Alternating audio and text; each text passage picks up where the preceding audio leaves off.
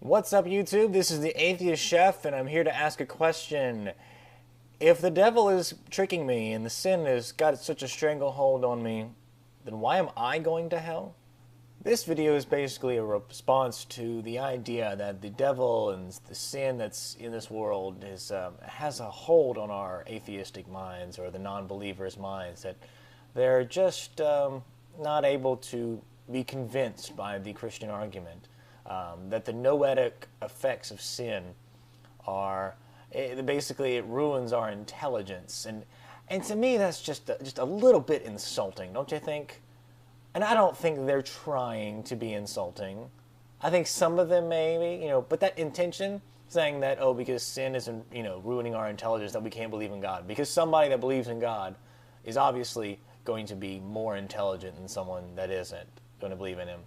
It's just a little, it's just a tiny jab.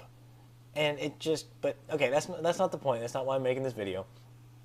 I just want to go, what I'm going to be doing is I'm going to be exploring this notion of sin's effects on my mind, and if I can really believe, and how it affects my salvation. Basically, the point of this video is, if the sin and the devil have an effect and a hold on my mind, and I'm supposed to believe in the resurrection and believe in all that, how does that happen? Because right now I currently don't believe, because the devil has a hold on my mind, but I'm told that I'm supposed to just believe. Well, how do I just believe? So let's begin. So if I were to ask a Christian what salvation is, and how do I get saved? Well, you say, you have to believe in what Jesus has done. You have to believe in his death and resurrection. You have to believe that his blood paid for your sins, that it was the ultimate sacrifice, and God loves you, and blah, blah, blah, blah, blah. Okay, well, great. However, we have a problem. If we're in agreement that the devil has its hold on me, that I'm just not able to believe in the Christian arguments because of the devil, then why is this my fault? Why am I going to hell, or going to get obliterated, or get a separation from God, whichever particular brand of Christianity you want to go with? Why is that my fault? Why? I can't control it. And God certainly isn't stepping in to make me disbelieve what the devil's trying to trick me into believing. So, if I die, why am I getting blamed for this?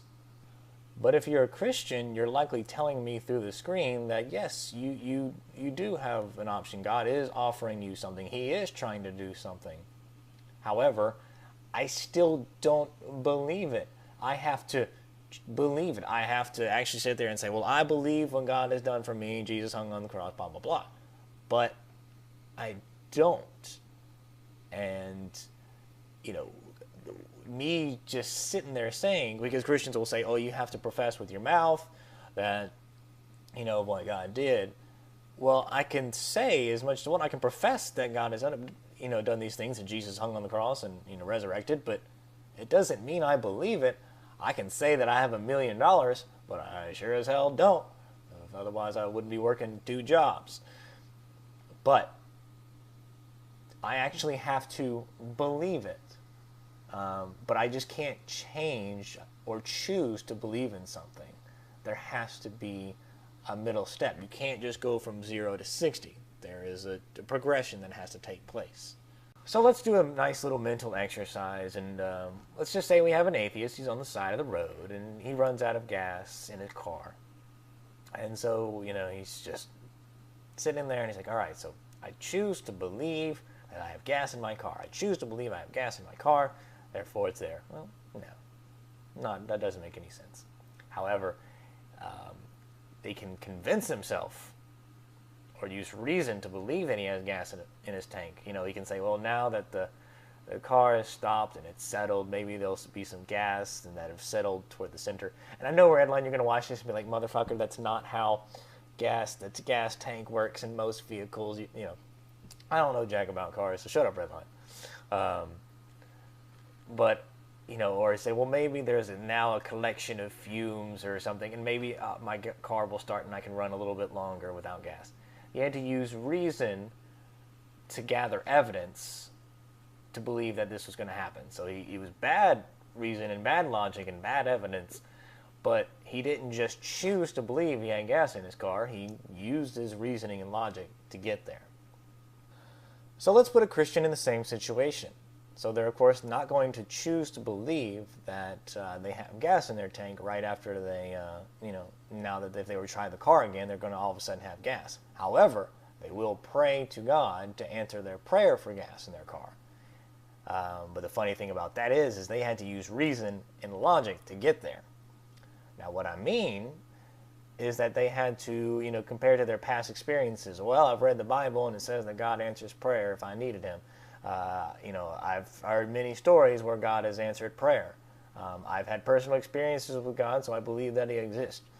They can come up with many reasons to believe, to have that evidence to think, okay, well, God will answer my prayer, and I'm going to have gas in my car next time I turn my key.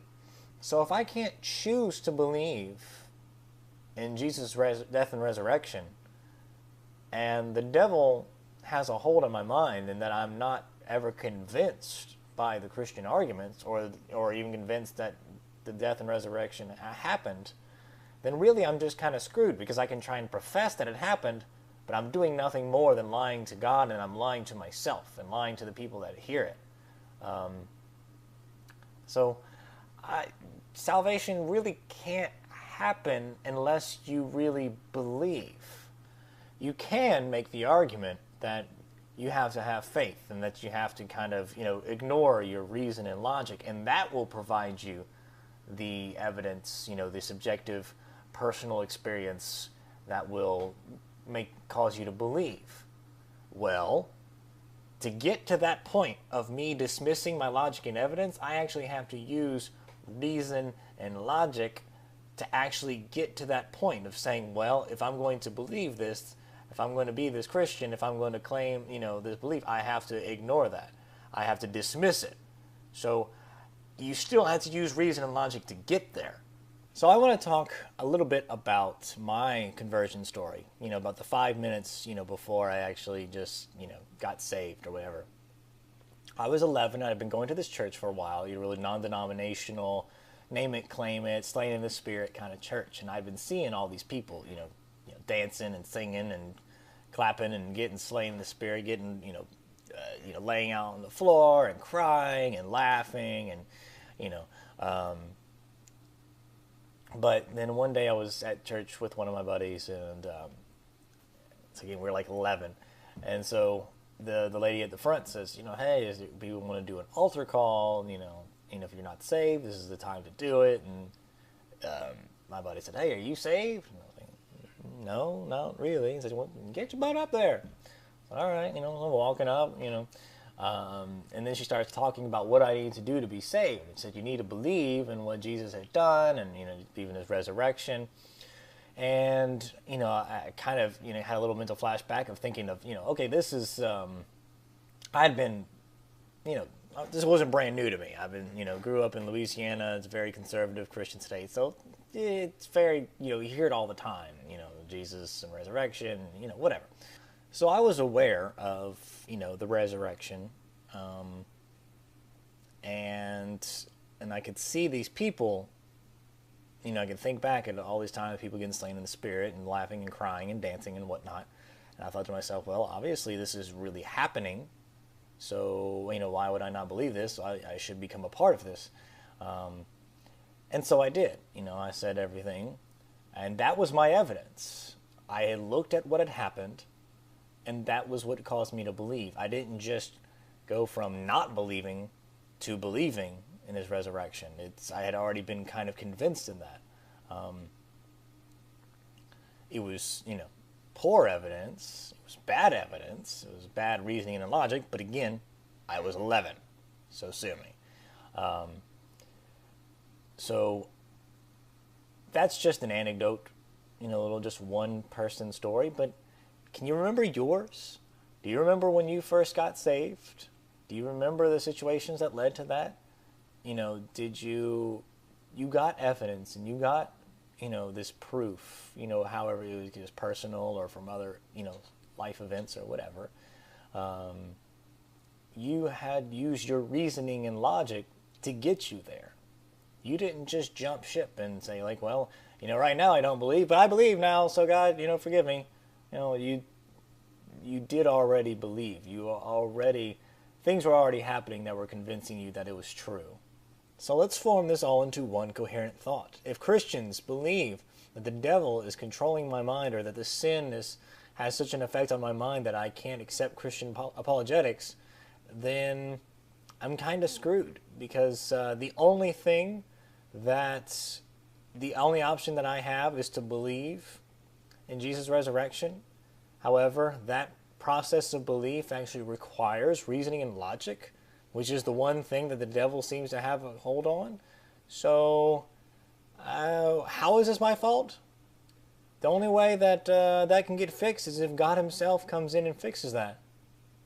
So, until he does that, why am I to blame?